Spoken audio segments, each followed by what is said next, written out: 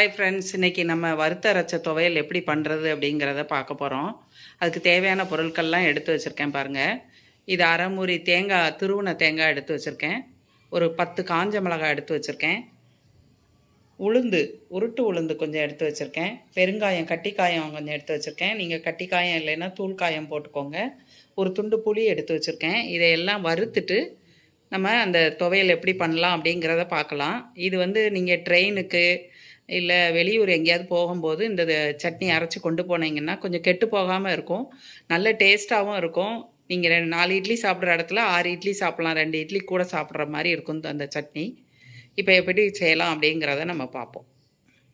இப்போ சட்டி அடுப்பில் போட்டாச்சு. எண்ணெய் காஞ்சதும் நம்ம அதில் ஃபஸ்ட் காயம் போட போகிறோம். கட்டி காயங்கிறதுனால நான் முதல்ல வறுத்து எடுத்துக்கிறேன். நீங்கள் தூள் காயம்னா அந்த தேங்காயோடையே வறுத்து எடுத்துக்கலாம்.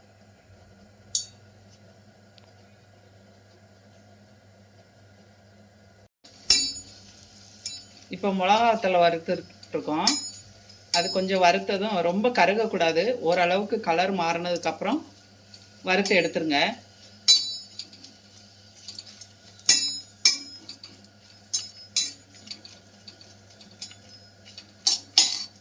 வறுத்தாச்சு. இப்போ அடுத்து உளுந்து வறுக்கிறோம். உளுந்து கொஞ்சம் செவக்கணும். தீயை கொஞ்சம் குறைச்சி வச்சுட்டு வருங்க, கருகிடக்கூடாது. நேரத்தில் வந்ததும் வறுத்து எடுத்துருங்க. எடுத்துட்டு இதையெல்லாம் ஒன்றா மிக்சியில் போட்டு அரைச்சி எடுத்துடலாம். எல்லாம் காமிக்கிறேன் உங்களுக்கு. இப்போ அதே சட்டியில் எண்ணெய் இருந்ததுன்னா அதை எடுத்துருங்க. எண்ணெயை எடுத்துட்டு வடிச்சிட்டு அதே சட்டியில் நம்ம இப்போ இந்த தேங்காயை வறுத்து எடுக்க போகிறோம். தேங்காய் வறுத்தா கூட கொஞ்சம் நேரம் கெட்டு போகாமல் இருக்கும். அதனால தான் அந்த சட்னி நம்ம வெளியூர் எங்கேயும் போனால் கொண்டு போய்க்கலாம். அது நீங்கள் இருக்கிற டைமிங்கை பொறுத்து வறுக்கிற டைமும் இருக்குது. நம்ம ஒரு நாள் ஃபுல்லாக வைக்கணும்னா நல்ல செவக்க வறுத்துக்கோங்க. இல்லை கொஞ்ச நேரம் 2 hours 3 hours போதும் அப்படின்னு நினச்சிங்கன்னா கம்மியாக வறுத்தா போதும். அந்த வறுத்து அரைக்கும் போது அதோட வாசனை வேறு மாதிரி இருக்கும், வித்தியாசமாக இருக்கும், நல்லாயிருக்கும்.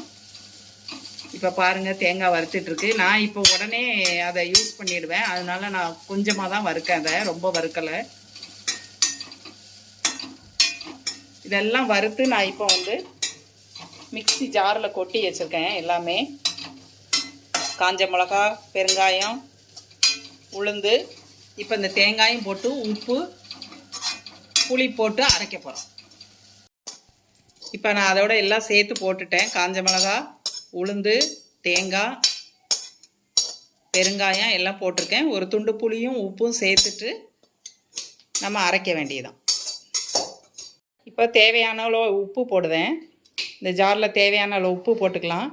ஒரு சின்ன துண்டு புளி சேர்த்துட்டு இப்போ நம்ம மிக்சியில் இருந்து அரைச்சி எடுத்துகிட்டு வந்துடலாம்.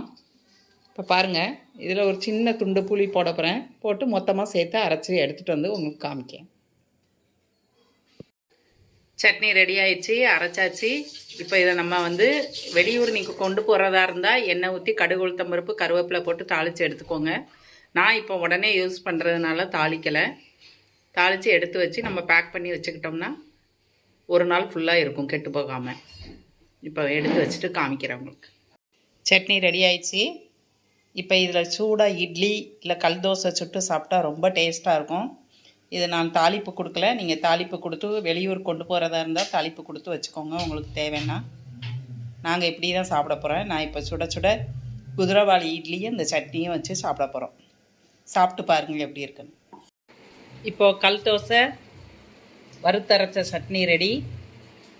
இங்கே குதிரைவாளி இட்லி, சட்னி ரெடி. சாப்பிட தயாராக நீங்கள் சாப்பிட்டு பாருங்கள், செம டேஸ்ட்டாக இருக்கும். பாய், see you.